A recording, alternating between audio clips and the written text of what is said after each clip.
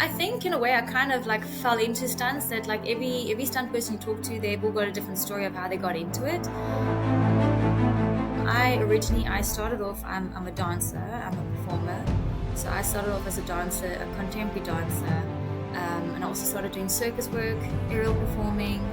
I trained my circus work in South America, brought it back to South Africa, and I was actually always connected to stunt people here. And I was asked by one of the stunt directors to come and double one of the actresses. And basically since then, that was in 2008. Basically since then, I have been in the stunt industry, and I think it just went from word of mouth. And what was the first film or TV series or TV episode that you starred in back in 2008? The first biggest stunts that I did with the stunt director was The Last House on the Left. I was stunt doubling one of the Okay. actresses in that movie, and then from there it just carried on to the next. I did a lot of the car stunts, the driving and that. It wasn't too much of hectic stunts in that one. Just jumping down an embankment and running through the forest, and being in the vehicles when they're having to go quite crazy, and leaning out of the door when the other girl's trying to get away. So that kind of thing. So that's, yeah. So I guess with all the actresses, no matter how they're not allowed to be driving in cars like that, or even if it's just a jump off a ledge, just you can't damage an actress, because otherwise they can't be used for the True. movie. Yeah. So you try to keep them safe as possible. Yeah, I think I also think that a lot of people do think a lot is out of reach, or it's not possible. I always tell people that if you really really want to do it, you can, and you will find a way. It's not an easy route. It's finding that route and constantly working at it. It's never going to be easy. No one ever gives anything to you on a silver platter. You've got to work for it. You've got to workshop for it.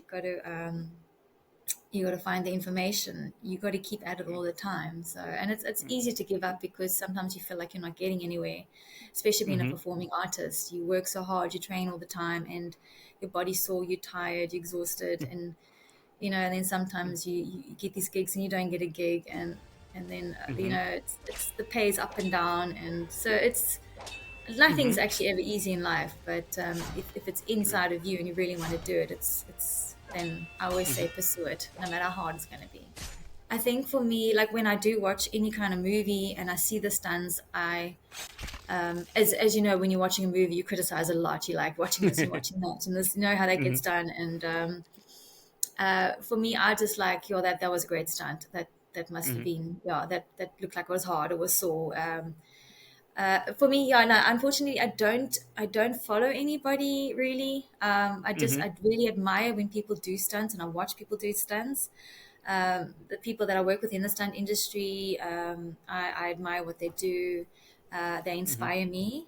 As you know, all stunt artists all have specific stunts that they do. Not everybody can do everything the same. Everybody will choose certain things. Some are very good at fire burn. Some are good at doing, great fight scenes. Others are good at like stunt driving or precision driving. So also obviously in the stunt industry, there's quite a bit of categories that you can, that you can keep within, that that you're safe with. So for me, it's when I watch movies and I see things, I can see that was quite hectic, or that could have been, if that had gone wrong, it could have been very wrong. Um, Yeah. so yeah, it's strange though that I don't really follow anybody, but I admire everybody that does it, and I Yeah. hope to. Absolutely. I hope what I do inspires people, because for me, I like to inspire people for, for what I do and how you do things, and also just how you get into it as well. You said about you specialize in a lot of aerial work as well, so I take it you're not scared of heights or anything like that. Strange enough, when I started learning my circus training, that was in 2005. When I started off doing flying trapeze and aerial work like silks and ropes and stuff. So that's where I started training. And I remember I had to try and climb to the top of the post and start, because you had to start learning how to rig your own equipment. Because in the circus, you've got to do everything. You've got to you learn to rig your equipment. You've got to know the safety, and you've got to know, then you start performing on it. So which is quite interesting, that you've got to know everything. And I remember climbing up a post, must have been about 3 or 4 meters high, and I was literally terrified. And I was crying because I was so scared of heights. And then I remember, like, as I started training as an aerial artist, that fear actually went away, because while you're busy training, you understanding that you can control your body, you're controlling the equipment that you're on. And for now, like the years that I've been doing, I do rigging as well.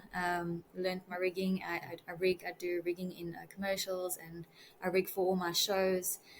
Um, so I think all the years you get so used to being up in the air that if you know that the equipment that you on and that you clipped and you're doing, you feel safe. So it does take a while. It's not easy for everyone and anyone, but it is trainable. Like anything, everything is Yep. trainable. So and now I love it. I love being up high. I love Yeah. seeing the view from the top and just seeing everything from a different angle. It just gives everything a different perspective. Perspective. Are there any stunts that you would like to learn? Because obviously, as you said, you're a specialist in the rigging and the aerial stunts. Are there any stunts that you would like to try next, or you're going to be training up to do?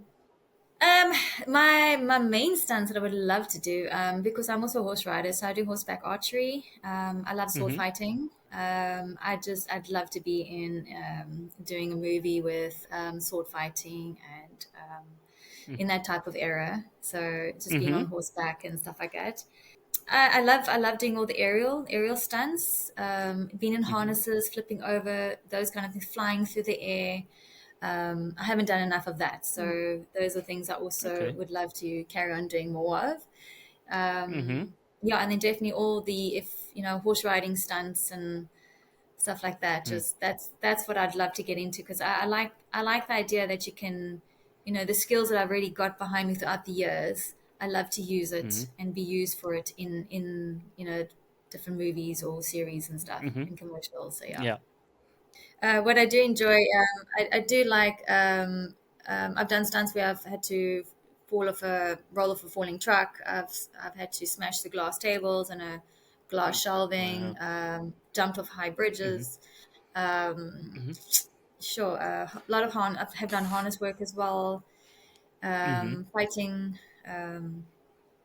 just normal Wow. fighting. Yeah, so. Uh-huh. Yeah, the only Okay. thing that I must say that I don't do, people always ask me, is burns. I must say Mm. burns are, I respect them.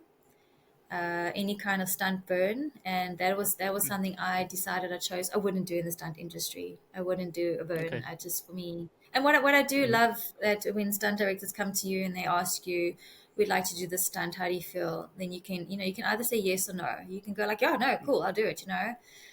Or you Hmm. just, if you're really not comfortable, I always just say, just rather say no. Just rather say Yeah. no. If you have a little bit of Exactly. doubt with it, rather be safe. And yeah, so that's what I Definitely. like to tell people. Yeah, but I mean, I think sometimes things do happen, and it's we are human. Hmm. We are Yeah. human, so Yeah. it's a human error, and so yeah. I think, as you said, it sort of goes with the territory. But have you had many injuries? No, I must say, in any kind of stunts or performing I've ever done, myself performing it, I've never had an injury, because I always feel comfortable what I'm doing. I did have a major aerial accident in 2014.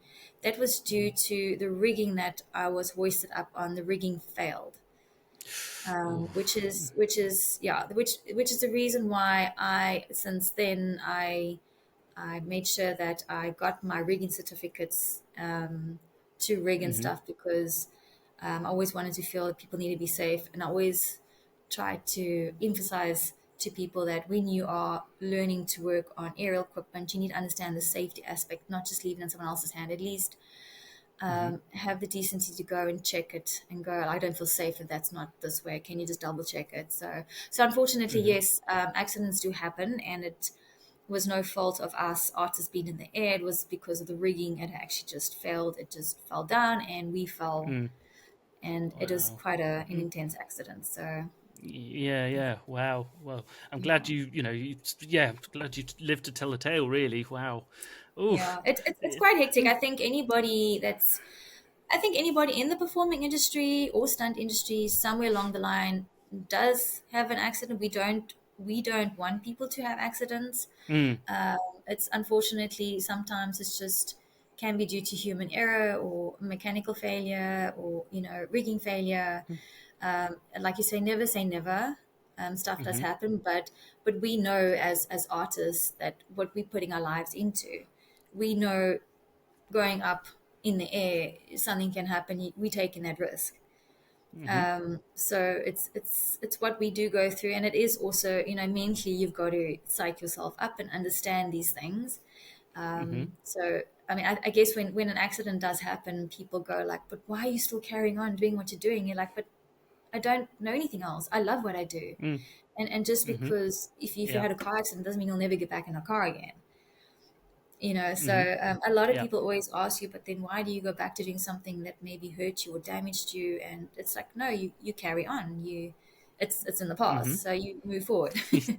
How do you get into that mindset? Because you said that it needs to be done. You psych yourself up.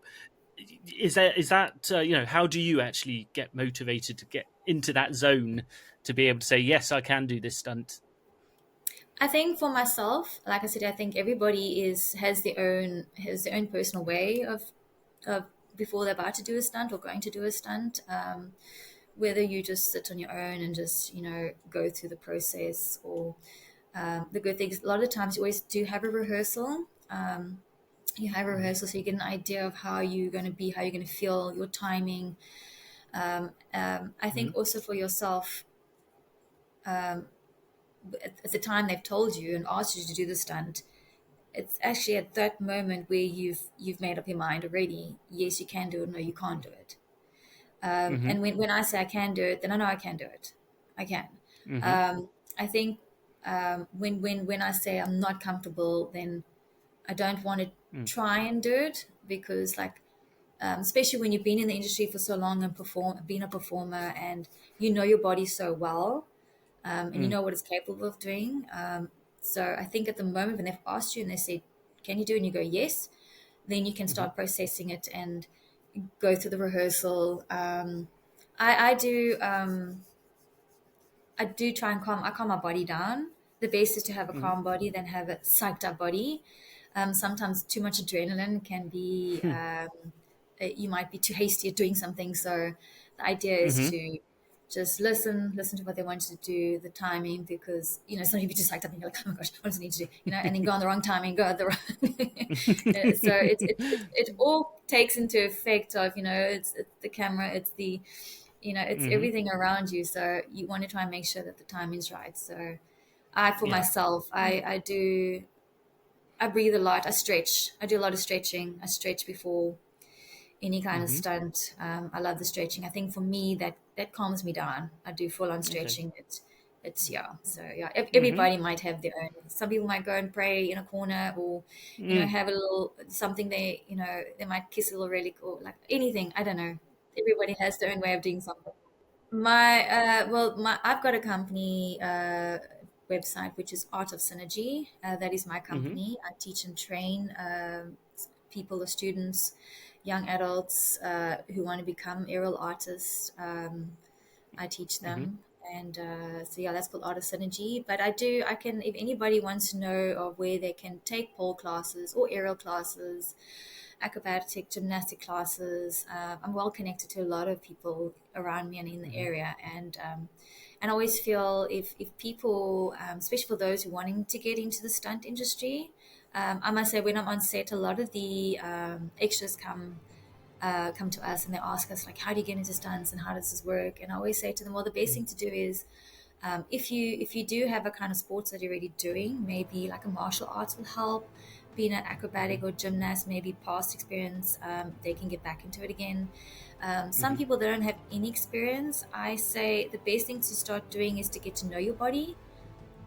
Start going to yoga classes, getting into understanding your body, getting into the flexibility, starting off slow, and then bringing in movement and dance classes and acrobatic. Hmm. fight classes. If you want to do like MMA or jiu-jitsu, that'll help. So boxing. I always feel, what, if you keep your body moving and going, your body's always learning something. So that's what I always recommend to people that want to get into the industry. Start with something physical and just keep on moving it from there. Hmm. And don't give up.